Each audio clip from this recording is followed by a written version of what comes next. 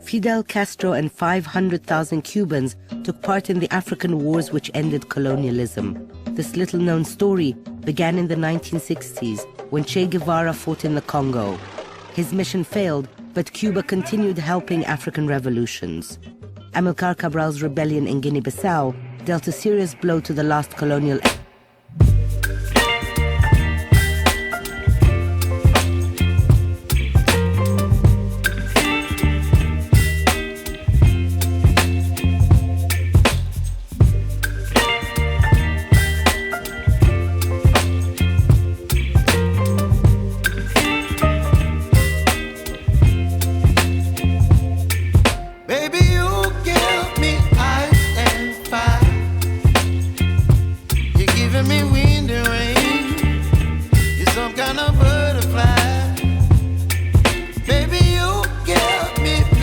wealth had come.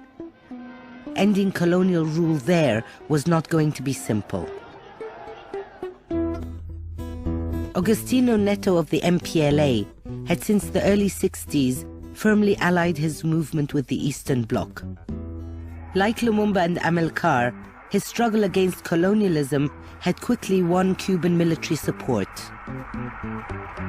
La Unión Soviética tenía relaciones con el MPLA y por los contactos con la dirección del MPLA veíamos que era un movimiento progresista y independentista de verdad.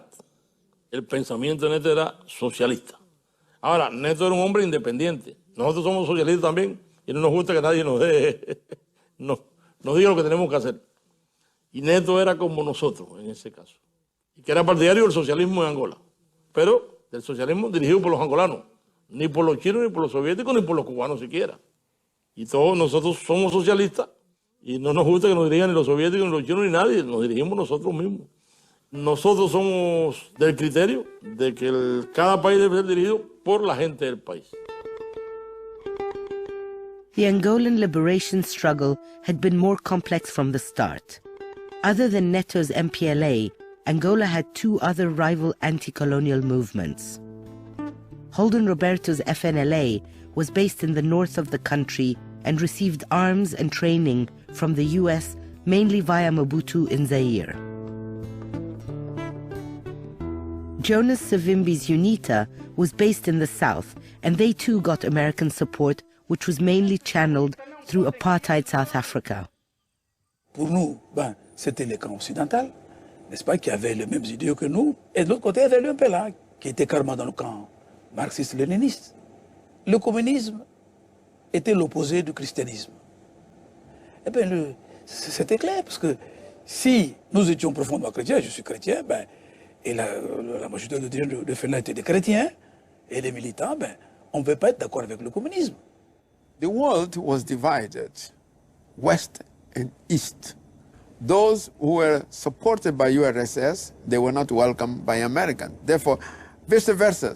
But the Angolan, to get weapons, to get diplomatic support, to get political support, they must join to one side. This brought a division among the Angolans. We were passing all the time accusing each other and losing time keeping our fighting internal, not to fight against colonialism. Independence was within reach if only the three movements could agree to sit around the same table and decide the destiny of their country. After months of mediation efforts, the three delegations flew to the Portuguese town of Alvor to negotiate terms of independence. To go to Alvor, everyone was afraid. What the Portuguese will do? Maybe we'll arrest somebody, we'll kill somebody. And when we arrived there, the leader, they don't want to eat, to touch anything to eat. They say, no, you are the young boys, you are the first to eat. When I will see one of the boys dying, I know that he's poisoned. Distrust was toward the Portuguese, and distrust also among ourselves. We went all of us to Penina Hotel. The first problem that occurred in Penina was the way the Portuguese put us. The ground floor was a place for the conference. The first floor was UNITA. The second floor was FNLA. The third floor was MPLA. The last floor was the Portuguese. We didn't like this structure. People just thinking that there is a plotting. We think that during the night, maybe MPLA was negotiating with the Portuguese government. So many news were circulating, rumors. Hey, my friend, you are sleeping. That they are negotiating. You know, this is a very bad atmosphere. The FNLA and UNITA feared that their local opponent, the MPLA, would be favored by the new leftist Portuguese regime. But it soon became obvious that the Marxist captains simply wanted to end the bloody chapter of colonial wars. For a week, they sat around the negotiating table, hammering out Angola's transition to independence. We said, first of all, when are we going to be independent? And the date of November 11th was proposed by Pushionet. He said that 11th of November was the armistice day, and we should be independent on that day. Let's be frank. The Tree Liberation Movement participated for the struggle for independence. There is unanimity. But who will be the first president? There was not agreement. The Alvor Agreement vaguely outlined the transition, but the shaky deal did not provide a solid basis to overcome the years of mutual hatred. It needed no more than a spark to revive the fighting. The three leaders wanted to be heads of state before elections. They did not want to wait for November 11th. Each one brought its own army. On a commencé à apprendre que les FNLA étaient en train d'introduire des armes. Parce qu'ils voulaient, avant la proclamation de l'indépendance, prendre une position. Alors, la décision qu'on a prise, c'est expulser les gens du FLNA et de l'UNITA de Luanda. Each faction tried to gain control of the capital. Whoever held Luanda on the night of November 11th would be officially recognized by the outside world as the legitimate government of Angola. As the fighting intensified, the superpowers stepped in to fan the flames. This was no longer a civil war in the far corner of Africa. The crisis quickly turned into a full-blown superpower confrontation, where Angola was no more than the battlefield.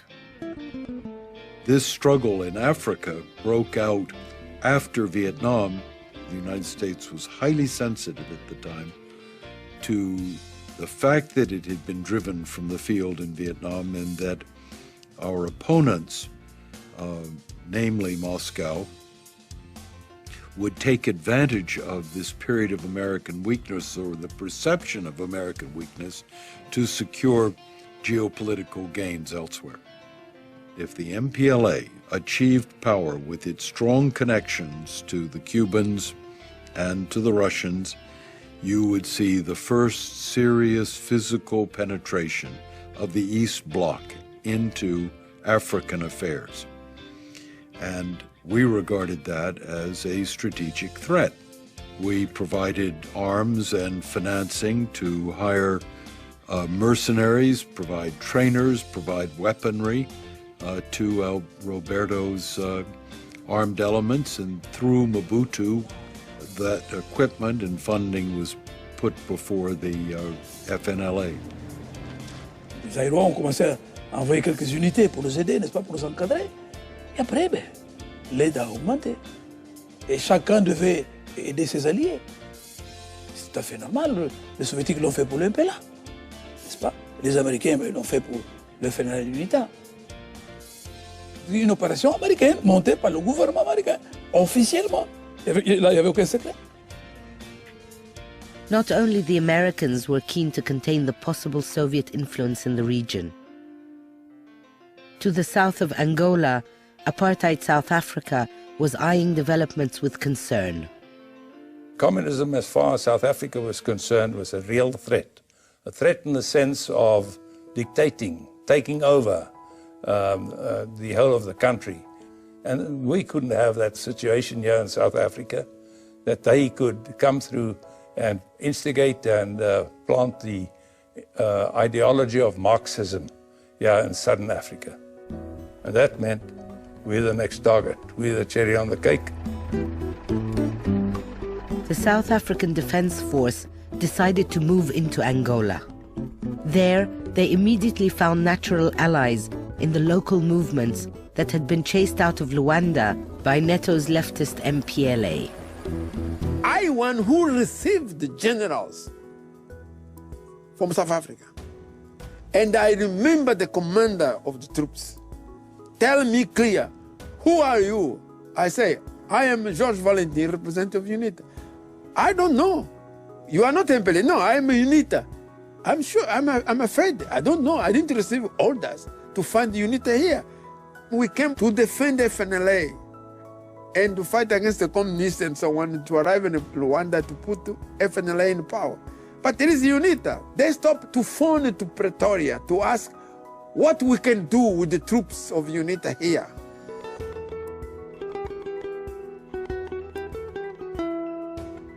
À l'époque, l'Afrique du Sud représentait l'apartheid, mais nos cadres étaient différents et la guerre avait dépassé nos niveaux. Le conflit s'est internationalisé. Et entre deux mots, vous choisissez le moindre. Pour nous, à l'époque, c'était le moindre mal. Évidemment, c'était l'apartheid. Eh bien, on avait besoin de l'aide. Malgré nous, on acceptait ça. Ça, c'est la vérité. That phase was the phase of guns and the money. You don't have guns and money, you don't have power. You can have dreams. You don't have, if you have no guns, you have no money, no politics.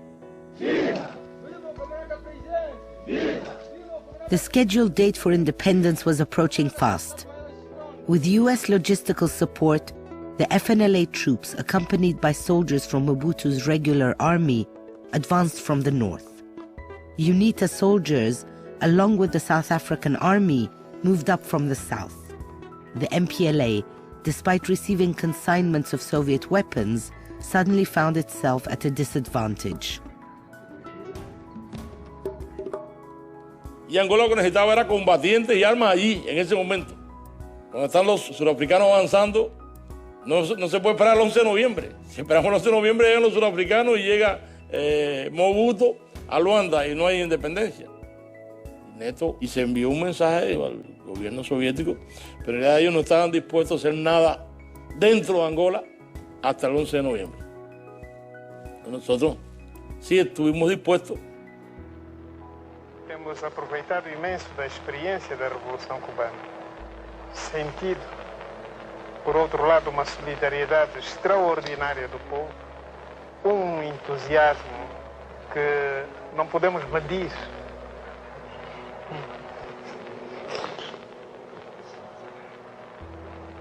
Quando nós decidimos pedir a Cuba uma ajuda, fizemos um pedido formal.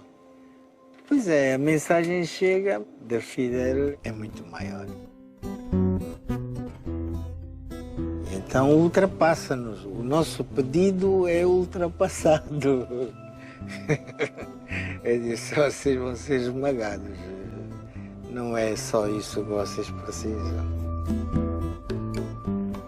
Cuando se produce el 23 de octubre la invasión de Angola por tropas regulares de África del Sur, no podíamos cruzarnos de brazos.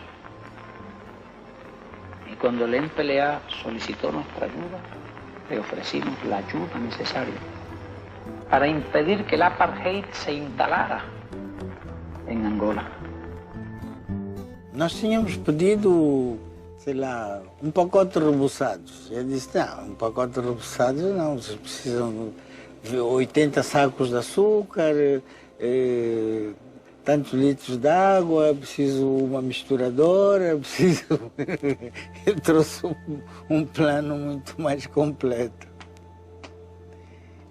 E como não tem ainda cozinheiros, eu tenho cozinheiros aqui, eu posso mandar.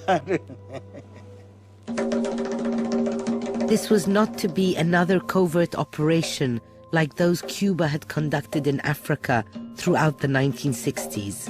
Fidel had decided to engage overtly in Angola. Cuba's elite special forces were dispatched along with 35,000 foot soldiers to help Neto's men. Operation Carlota guaranteed that Cuba would play a major role on the Angolan battlefield. Переброска кубинских войск в Африку застала нас совершенно врасплох. Мы ничего об этом не знали. Пришла телеграмма от посла нашего в Гвинее, что садятся самолеты с кубинскими, войсками на борту, солдатами. Нас схватили за голову. Просто было недовольство. Недовольство, что вот кубинцы действуют не посоветовавшись y действуют неосторожно. Nosotros no consultamos esa decisión. Si nosotros estamos haciendo movilización y enviando grandes cantidades de hombres para Angola, eso no se puede hacer en secreto. Se puede mandar 10 personas en secreto, se puede mandar 36.000 hombres en secreto. Es decir, es una operación abierta. Но я знаю некоторых членов руководства, которые, так сказать, наполовину возмущались. Ну как же они без спроса, понимаете, идут там авантюру. Ну вот, но пришлось примириться. Что делать? Никаких санкций мы не предпринимали в отношении Кубы. Они имели уже советское оружие. Уже имели. И мы, повторяю, если бы вот серьезно, возражать против этого, нам надо было с кубинцами поссориться. Куба была предпольем к Соединенным Штатам. У нас там были военные сооружения, важные для нас. Как стратегический пункт Куба была очень важна. We were worried about Cuban involvement because at that stage the talks about limitation of strategic weapons were taking place. There was talk about Brezhnev's visit to United States, which never take place, by the way, after this episode.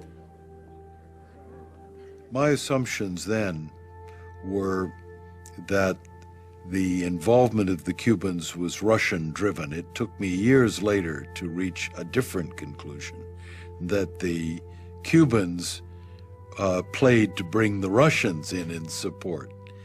That news reached Washington in the summer of '75, and I remember it was greeted with considerable concern. This is the first time foreign military forces had been introduced onto the continent of Africa since the colonial period back at the turn of the century. First time. We felt at that point that it was necessary to face this Cuban issue head on, square on. Cuba is a red flag in the United States because anything that Cuba does, we hate. So when they sent troops to Angola, we had no choice but to say this is the end of détente, even though the Soviets really were not responsible. To see Cubans operating anywhere outside of Cuba was something that we considered a defeat for the United States. ¿Y por qué están irritados? Porque lo tenían todo planeado para apoderarse de Angola antes del 11 de noviembre. Angola es un territorio rico en recursos naturales. Cabinda tiene grandes recursos petroleros. Algunos imperialistas se preguntan ¿por qué ayudamos a los angoleños? ¿Qué intereses tenemos nosotros allí? Ellos están acostumbrados a pensar que cuando un país hace algo es porque está buscando petróleo, o cobre, o diamante, o algún recurso natural. No. Nosotros no buscamos ningún interés material y los imperialistas es lógico que no lo entiendan. Porque se guían por criterios exclusivamente chauvinistas, nacionalistas, egoístas. Estamos cumpliendo un elemental deber internacionalista cuando ayudamos al pueblo de Angola. All the pieces were in place for a final showdown. It was only a week to November 11th, and all the warring parties were converging on Luanda. It seemed that the new nation would be strangled at birth. The final clash took place at Kifongondo, only 30 miles from the capital. Mais la bataille de Kifongondo était une bataille décisive. Ben, on voulait à tout prix arriver à Luanda. Et c'est la vérité pour empêcher que le MPLA proclame de façon unilatérale l'indépendance. Queriam fazer uma sanduíche, né? Foi difícil, foi. Mas é que muitas vezes não dormimos a pensar como é que íamos defender. Foi quando então a unidade assim, cubana, uma companhia que chegou aqui, foi no dia anterior à Batalha de Kifongondo. Chegou uma companhia de cubanos, isso lembra meu bem. Foi uma coisa de surpresa, né? Não foi dizer que a gente sabia que iam chegar. Só ficamos satisfeitos quando soubemos que na retaguarda estava uma companhia de cubanos. Isto desde que os cubanos conseguiram desembarcar em Cabo Verde do material de guerra que foi transportado a altas horas da noite, ou quase já de madrugada, via os tais órgãos de Stalin, os lança-foguetes de 40 canos.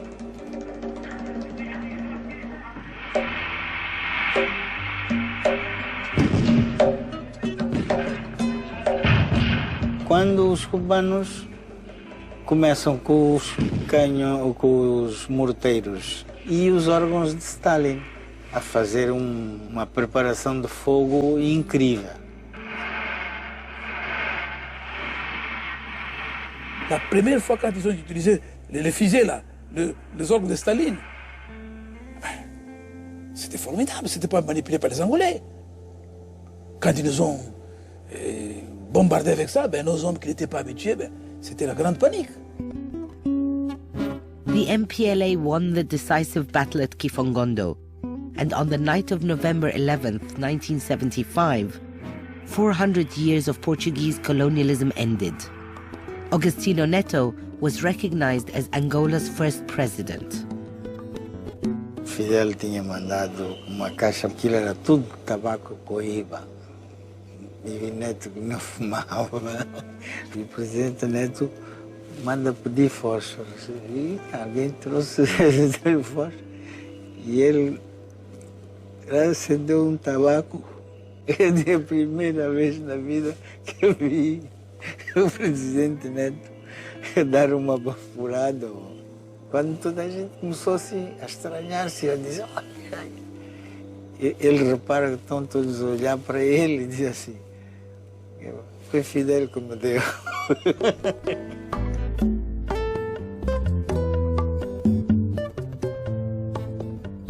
The fighting did not stop with the Declaration of Independence. The United States did not recognize Neto's presidency and was more adamant than ever to dislodge his Soviet-backed government. But the American Congress feared that they would get entangled in another Vietnam, so they decided to prohibit all U.S. clandestine support to Angola. Once the U.S. supplies dried up, the MPLA managed to contain its local rivals. The South African Army also withdrew from Angola, but it continued to arm and train Jonas Savimbi's UNITA rebels.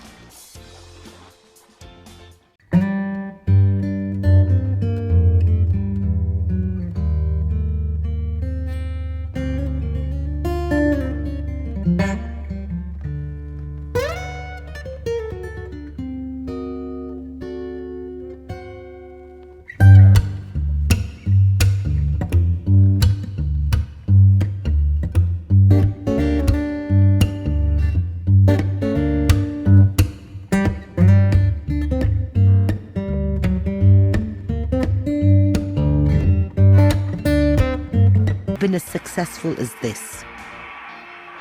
African leaders competed to express their personal gratitude.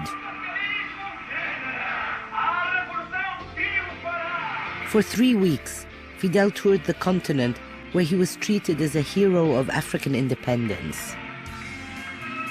Cuba's internationalist policy had finally borne fruit.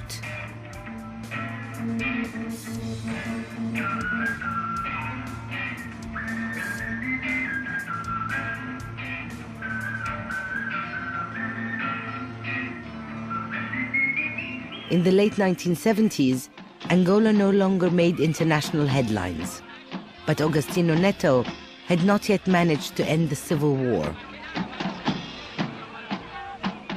Jonas Savimbi's forces continued the guerrilla attacks from the south of the country. So Neto requested that a Cuban contingent remain in Angola to help the National Army. In 1979, Neto died before seeing his country attain true and stable independence. It was his disciple, the young Marxist ideologue of the MPLA, José Eduardo dos Santos, who would now have to confront the coming battles. Less than a year after Neto's death, Ronald Reagan was elected President of the United States. His vision of the Cold War was to alter the course of events in southern Africa. Reagan felt, as a strong Cold Warrior, that we wanted to do everything possible to counter the Soviet Union. And there was this feeling that we want to do to them what they did to us.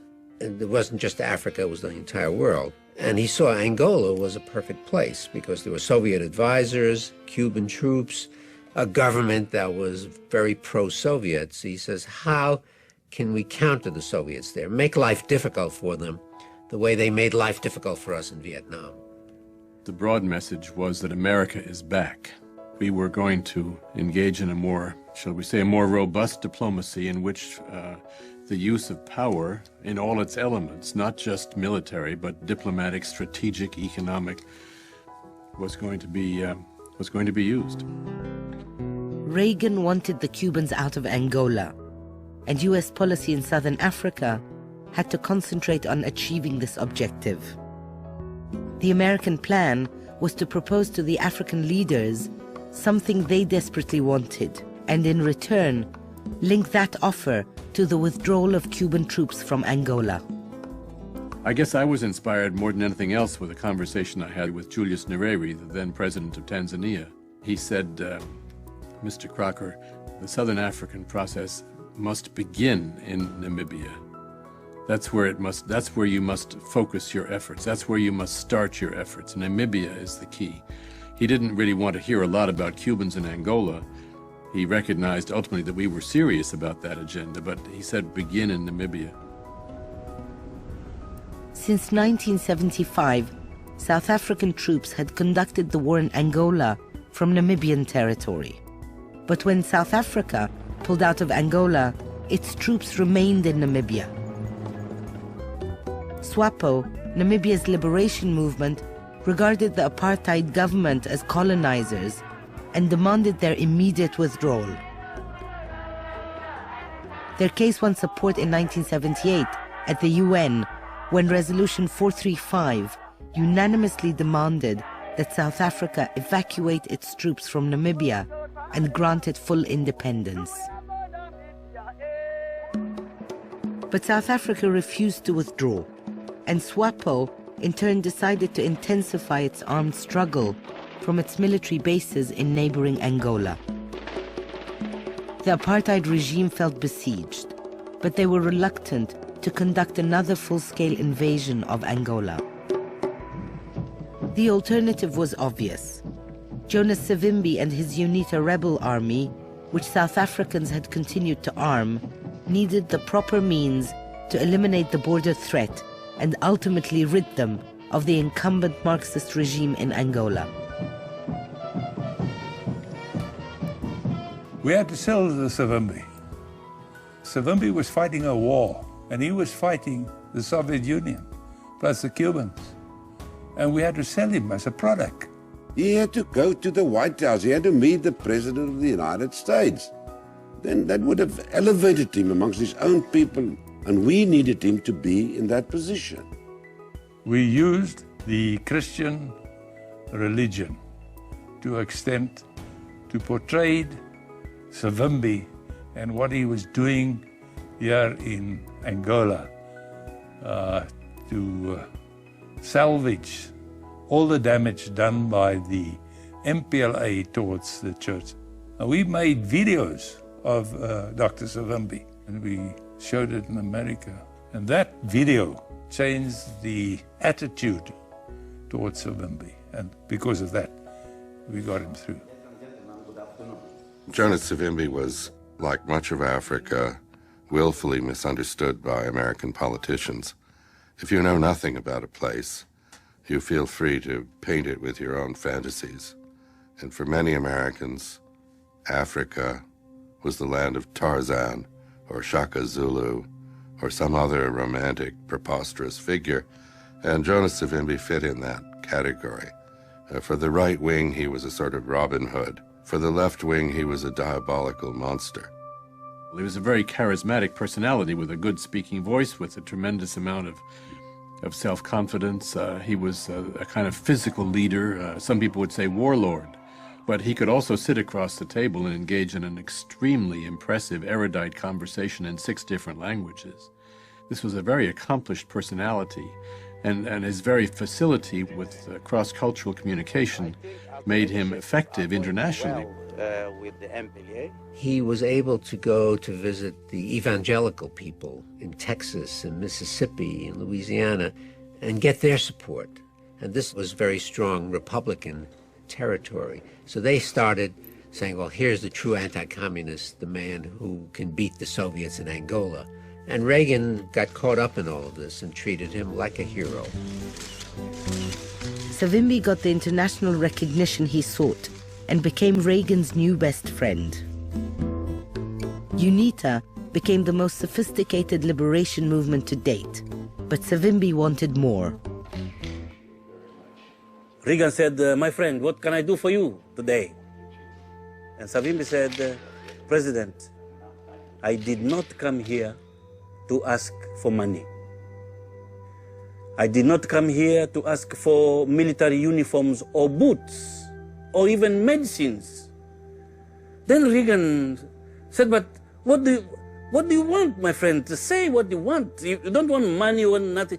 What on earth can I give you to help you? And Savimbi said, Mr. President, this time I came here to ask you for the stingers. When he said stingers, Casey stood up and said, Mr. President, this is a restricted weapon. Even our friends in Saudi Arabia do not have it. Then Reagan said for a few seconds like this, and looked at Casey and said, the man wants stingers, give him stingers. Like that. The man wants stingers, give him the stingers.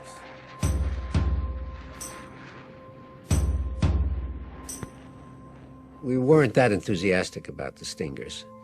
But basically, he made a very good military argument. He said that if I can neutralize the Angolan Air Force, and if I can neutralize their tanks, that's all I need in order to complete my ability to stalemate the war. That was their objective. It was not defeat of the MPLA, it was negotiations. While the CIA was busy strengthening Savimbi's military power, Chester Crocker's team at the State Department were struggling to sell their peace process that aimed to get Cuban troops out of Angola in return for South African departure from Namibia. Os americanos diziam, não senhor, vocês têm que retirar as tropas cubanas de Angola. E nós dizíamos, as tropas cubanas vieram a Angola para defender a Angola dos sul-africanos, não é da UNITA, é dos sul-africanos que são um perigo aí na fronteira. E então, a única forma de que as tropas sul-africanas não sejam um perigo para a nossa fronteira é que os sul-africanos também se retirem da Namíbia. E aí, a parte cubana estava de acordo. Eles diziam, bom, se a nossa retirada leva a que haja um país africano que se torne independente, disse, de acordo. Do the South Africans go first or the South Africans wait for the Cubans? You can imagine the kind of discussions we had with this interesting cast of characters the South Africans said, we may consider implementing Resolution 435 once all the Cubans have gone home. Thank you very much, we said to Foreign Minister Bigboda, but that won't sell. And by the same token, the Angolans said, of course, once the South Africans have gone home, there's no problem. We don't need Cubans. It's not an issue. So why do you have to negotiate it? It stands to reason. It will just happen. So we'd say to the Angolans, try selling that in Pretoria. 6 years of shuttle diplomacy and very little had been achieved. Time was running out, and Reagan's second term as president was coming to an end. The warring parties wanted to negotiate, but each needed to fortify its position before sitting at the negotiating table. The MPLA forces asked the Soviets for help to crush Savimbi's stronghold once and for all. You had the Soviet doctrine coming through, hard and clear. You don't stop, you attack, you attack, you attack. You do the same thing, you go to hiding every day, but you couldn't care less, you come. You come. That's what happened. I mean, first of all, they threw in 21st Battalion. It got a hiding. Then they threw in 59 Battalion. It got a hiding. Then they threw in 47 Battalion. It got a hiding. Then they withdrew. Durante varios años, el pensamiento militar nuestro y el pensamiento militar soviético en Angola no se pusieron de acuerdo. Porque los asesores soviéticos, gente brillante desde el punto de vista de la guerra, para hacer la guerra mundial, para tomar Berlín, sin embargo no entendían bien lo que había que hacer en Angola. Pero bueno, los soviéticos eran los que asesoraban a la FAPLA, era soviética, no era cubana. Por lo tanto, ellos decidían. Nosotros podíamos dar nuestra opinión, no estamos de acuerdo, pero bueno, si quieren hacerlo, pueden hacerlo. Nosotros no somos dueños ni de Angola, ni de la FAPLA, ni de la Unión Soviética. No participamos. The Angolan troops and their Soviet advisors were routed at the Lomba River. The Soviets left behind a litter of burnt-out vehicles and discarded equipment. Over 2,000 Angolans died in this battle alone. To make matters worse, part of the army was encircled. The Cubans could not stand by and watch their allies being crushed. They felt, I guess, that they had to listen to the Soviets when it came to military advice until the Lomba River fiasco and the initiative of Fidel Castro coming forward and saying, Soviets don't know how to fight in African wars. We do. El 15 de noviembre, reunión del Estado Mayor y la dirección, presidida por Fidel, se tomó la decisión de resolver el problema de una vez y para siempre. Expulsar a los surafricanos de Angola. Para expulsar a los surafricanos de Angola no eran con 10 hombres ni con los 20.000 que teníamos. Se requerían grandes fuerzas antiaéreas, aéreas, blindados y artillería. Sacando de nuestra propia fuerza, sacándolas de Cuba. Toda la mejor artillería antiaérea que tenemos en Cuba se envió para allá. Cuando teníamos aquí las amenazas de agresión contra Cuba, el gobierno Reagan, todo eso. Pero bueno, había que resolver aquella situación. As in 1975, the decision to send additional Cuban troops was not discussed with Moscow. In November of 1987, the Russian-Cuban relations were more tense than ever. The rise of Mikhail Gorbachev to power had visibly changed Soviet priorities regarding the Third World. Здесь было принято решение не совместное перебрасывать войска. В то же самое время у меня было такое впечатление, что Кастро с некоторым беспокойством взирает на положение в Советском Союзе. А уж с 1988 года дела пошли таким образом, что было не до Африки уже. Горбачев, когда пришел к власти, потому что в центре политики были отношения с Соединенными Штатами, перестал интересоваться африканскими делами по-настоящему. То есть мы убежали из третьего мира. Мы, так сказать, выражаясь старым языком, сдали все позиции американцам. It became more and more apparent to us that there were serious problems between the Cubans and the Russians. They feared Gorbachev and Reagan's coming to agreement The Russians, for their part, began to, because they couldn't afford it, cut back on the level of subsidy to Cuba, thus giving the Cubans even less reason to be beholden to them. And Angola, in this context, became even more important to the Cubans, even as the Russians came to see it as an embarrassment and an obstacle to better relations with the United States. It was that point that the Cubans made the decision to basically double the forces they had in Angola. Basically, if you wanted to find out how many Cubans there are, you start counting baseball diamonds from satellites, and we could look down. Cuban Army regulations required a baseball field for every certain number of troops. So when they built a baseball field, a new one, you knew there was an addition of troops.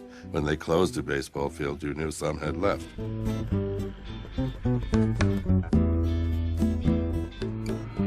Massive Cuban reinforcements were flown in to rescue the trapped MPLA forces.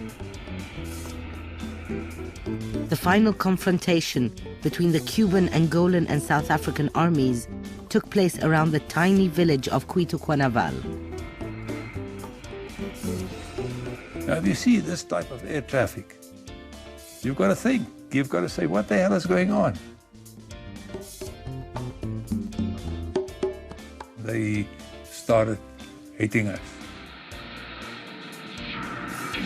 We knew where the operation headquarters were.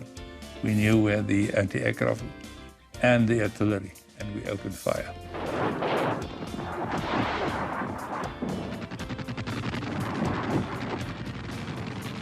Achava-se que se ganhasse em Cuitucuanaval, depois estava aberta a via para avançarem para o norte de Angola.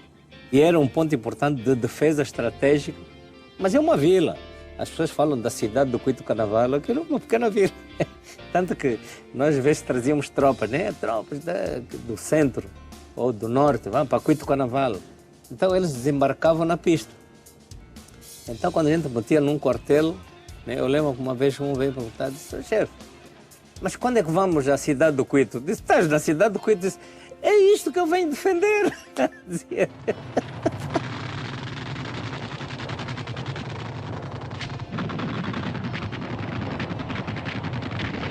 The whole effort was conducted by Fidel Castro, by telephone from Havana. He was a commanding officer. How you can do a thing like that, I wouldn't know. I mean, it's impossible. It gave us a problem from our side because we didn't know him. We didn't know his way of thinking, what type of personality he was. Because that's the thing, you've got to know in war. You've got to know the chap on the other side as well as you know yourself. You must know his strong points and his weaker points. That's how you're successful, otherwise you're not. The battle raged on, costing an estimated 25,000 lives. All sides claimed victory without managing to stop the war. The combat at Cuitucuanaval lasted 6 months and became Africa's largest battle since World War II. La historia de África va a tener un momento muy importante. Va a ser antes de Cuitucuanaval y otra después de Cuitucuanaval. La poderosa Surat, los blancos, la raza superior, se estrellaron contra un pedazo de territorio defendido por negros y mestizos. Pero no estamos buscando ese objetivo. Sino una institución razonable. Puede ser que pierdan no solo Namibia, puede ser que pierdan el apartheid. Queremos que este problema se resuelva ahora. Y creo que estaremos en la antesala de la solución del problema del apartheid. Stalemate on the battlefield was exactly what Chester Crocker needed to revive the peace talks. The only way out was a negotiated solution between governments, and that, by definition, excluded Jonas Savimbi. But before Crocker knew it, the Cubans came up with a surprise. Well, I was in the National Security Council, and I got a call from Peggy Delaney, the daughter of Rockefeller, and she said, I'm here in Cuba on some sort of a meeting of NGOs, and Castro called me in and gave me a message. The basic message was this diplomacy is missing a critical ingredient. Yes, that critical ingredient is direct physical Cuban participation. If there were to be Cuban participation, this diplomacy would be more realistic and it would have better prospects for success. And the Americans' continued refusal to talk directly to the Cubans and to include them in the negotiating process was an obstacle. It would be difficult to imagine a more direct hint.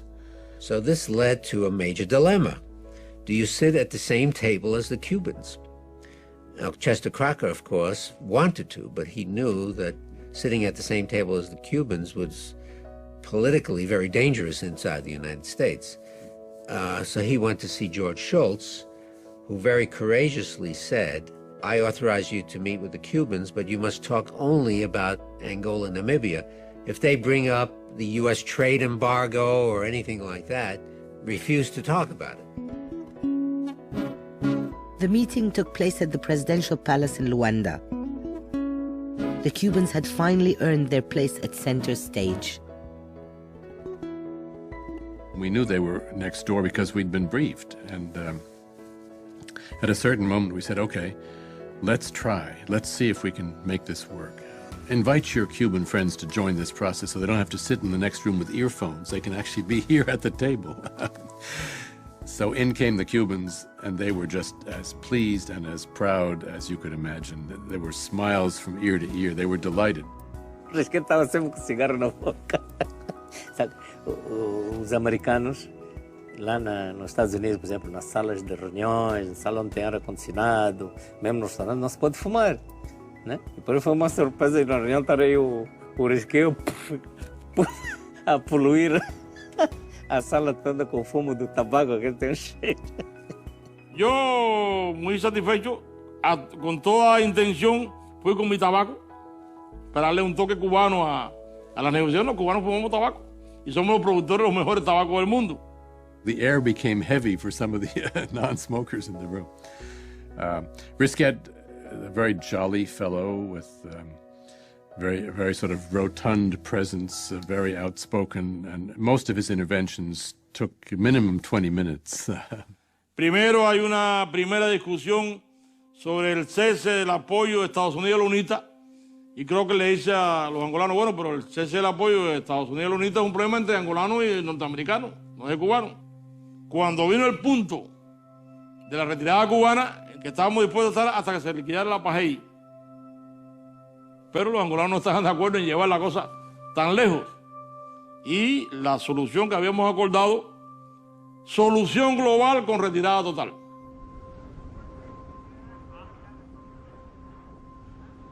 At last, the South Africans, Angolans, Cubans, and Americans sat to discuss concrete steps to end the war.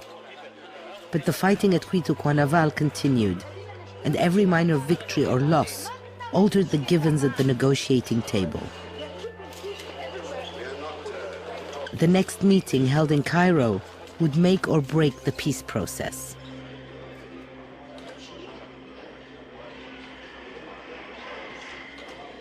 When ministers get around a big table in a major capital like Cairo, they really can't help themselves. They just can't resist microphones. And they just go from bad to worse. And Risquet managed to say things about Cuba's heroic contributions to African stability and development, and Cuba's intention to see to it that peace would come when there was an end of apartheid and when there was an end of this and an end of colonial rule in Namibia. It was a meeting almost of emotional hatred. Mr. Risquet, he started by launching a vicious attack on us. Vicious. Saying you've always been imperialists, racists, capitalists, causing trouble wherever you went, etc., etc. At that point, Puk Botha and Magnus Milan just went after the Cubans, and it was very dramatic. And it was basically a test of manhood. A lot of testosterone in the atmosphere, I think is the way to put it. Entretanto, começaram a haver declarações do Pico-Bota, dizendo que Angola ia nacionalizar as tropas cubanas como angolanas para ficarem lá, ia casar cubanos com angolanas, né, para eles serem angolanos, uma série de manobras. Não, sempre está bem. Porque decían que íbamos a dejar ahí cubanos como casados, como matrimonio, para dejar tropas camufladas. Un absurdo. Desde luego le contestamos con mucha fuerza. Le dijimos que no podíamos decir el número de matrimonio porque en Cuba el matrimonio es una cosa libre entre personas de dos sexos. Y ahí que en Cuba ni en Angola había la Moral Act que había en Sudáfrica, donde se prohibían los matrimonios birraciales. Nós também queríamos fazer pedido.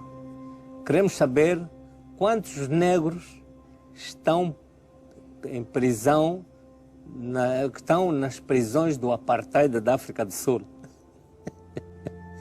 Pico-Bota.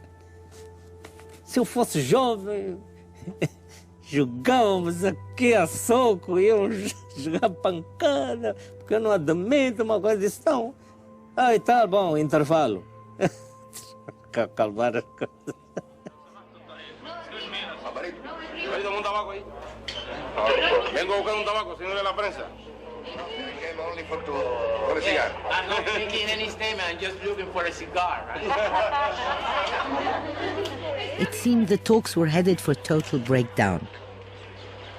But later that night, an unexpected turn of events opened a new window of opportunity. We went for a drink in this pub in the Cairo Hotel. There were some Cubans, including Mr. Esquid. Then we had a drink together, and I said to him, has it ever occurred to you that we could both be winners? And he chuckled in his drink, and he said, what do you mean? I said to him, look, to put it in simple terms, if we carry on with this war, we will both be losers. If you withdraw your troops on the basis of having given Namibia its independence, your leader, Fidel Castro, can claim that he won. You claim a victory of a greater nature, namely the freedom of the people of Namibia you have achieved.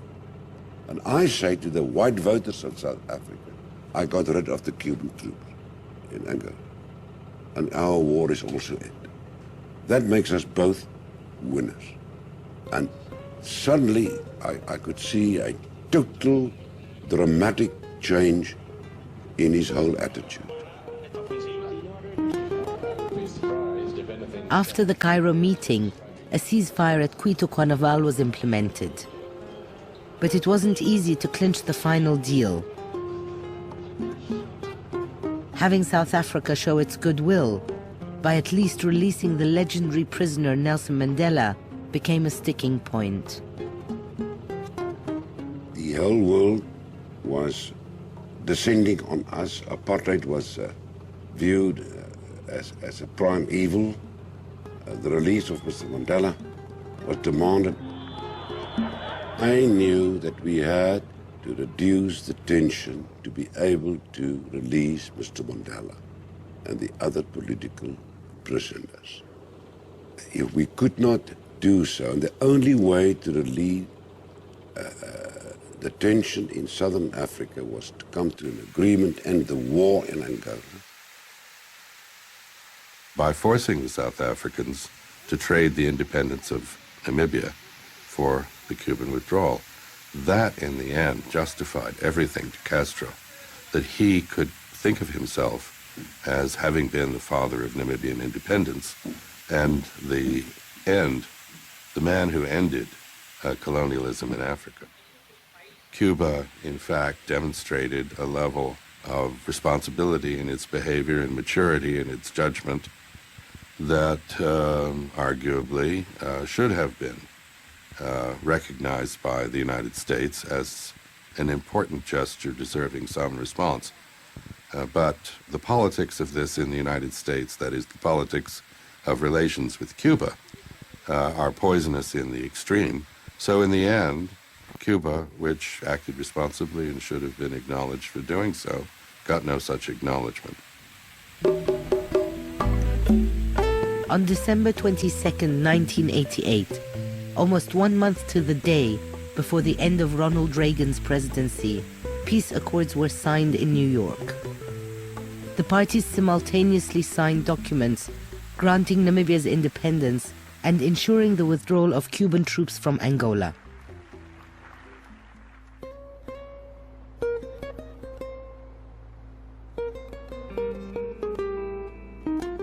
The withdrawal of 450,000 Cubans was scheduled to take place over 30 months, ending 13 years of Cuban military presence in Angola. A month short of the deadline, the last Cuban soldier left the African soil. With him ended the epic of Cuba's military support for African revolutions. Y como habíamos dicho, de Angola solo nos llevaremos los restos de nuestros hermanos caídos. No nos traemos ni petróleo, ni diamantes, ni nada, sino los restos de los compañeros que murieron. Y aquel 7 de diciembre, al mismo tiempo, en todos los cementerios del país, al mismo tiempo, a una misma hora, recibieron sepultura a todos los combatientes caídos en África. The total number of Cuban casualties remains one of the island's best-kept secrets. But military historians agree that at least 10,000 Cubans died in Angola. En ese periodo que retiramos las tropas de Angola, vinieron también un batallón que teníamos en el Punta Negra, en la República de Congo-Brazzaville, y las tropas que teníamos en Etiopía. En ese periodo regresaron todas las tropas a casa. Y desde el día en que el Che cruzó aquel lago, Tangañica, y llegó a Zaire, que fue el 24 de abril de 1965, hasta ese 25 de mayo de 1991, transcurrieron lo que llamamos la gran epopeya de Cuba en África. Transcurrieron un cuarto de siglo, un año, un mes, un día.